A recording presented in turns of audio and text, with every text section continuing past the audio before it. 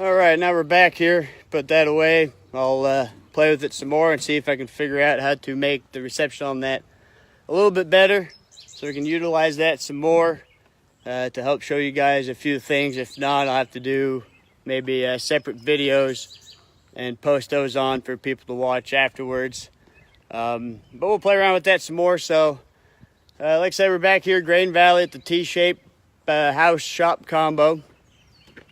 Where we framed it. The house today, got all the frames up, all the purlins tied together on it, windbrace rods, and we even got time to fully purlin out a bay.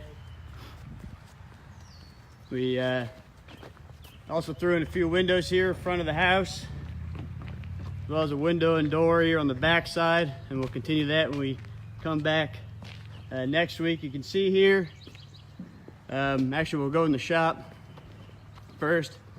You can see we got the house wrap behind the sheeting where we got a couple walls sheeted past day and a half or so.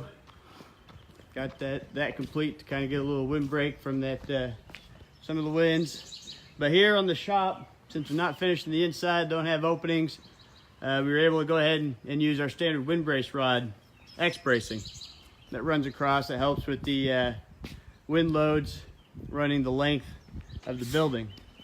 Now if you get to a situation like in houses where you get a lot more windows and doors and those start becoming a problem or interfere with some of the openings, you can see here we can do a portal brace that will replace the windbrace rods, the X brace, give it the same strength. It's a little bit beefier part or component. Cost us a tad bit more to get, but now you got this open space where the client can now put a door underneath that portal. Going to nice have a big window back here, and now they won't have any obstruction, or they won't have to change their layout just because of that. So that's a feature that we have that we could utilize in different situations.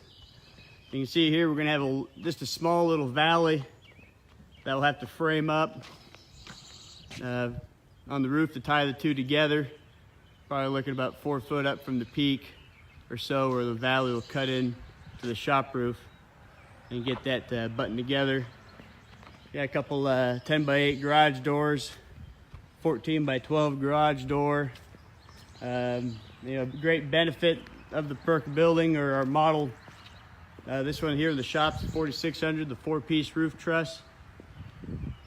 One of the great benefits is that open concept, that extra headroom where you don't have that bottom cord coming across on like some other buildings you see. And by doing that, you don't have to go quite as tall to get clearance to put a taller door in. Here you got 16-foot eave and you got a 14-foot door.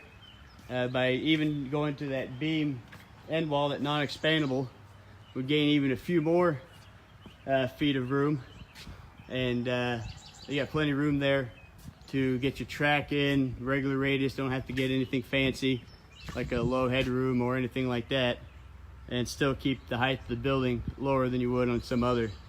So that's another great feature that we have here. In the house here, they build rooms 9 foot clear or something like that, and down the middle there's still plenty of room for a little storage area or whatever they have in mind. And they did do a 412 pitch on the house, get a little bit more room, get a little more pitch to it. 312 on the shop, and that's that. And then we'll go around here real quick, show the end wall sheeting with the house wrap behind it. See if anyone's got any questions. Otherwise, we'll finish packing up and head home for the 3-day Memorial Day weekend. But here we got charcoal sheets is what they went with for the walls. You can see we got the end wall done. It's prepped and ready to throw in the soffit panels up top. 1 foot overhang all the way around. On the shop part, on the house, they are doing a free span 8 foot clear or 8 foot wide overhang on both sides in the house.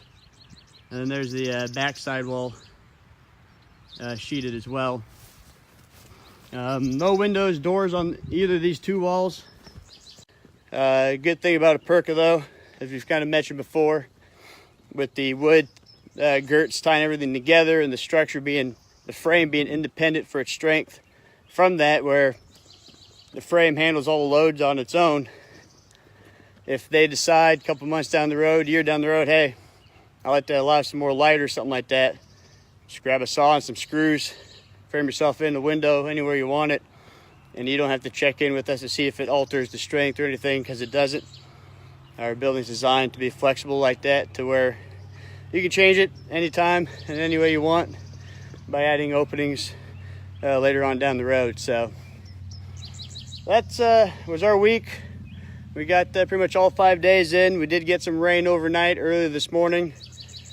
It made us have a little late start today, but the sun stayed away for the most part, kept that humidity down after it did leave, and actually one of the cooler days that we had this week. So on that note, hope everyone's going to have a great Memorial Day weekend. Hope it's going to be beautiful weather for everyone, and get some relaxing, some R&R, and ready for a great week next week. So until then, everyone have a great weekend and be safe.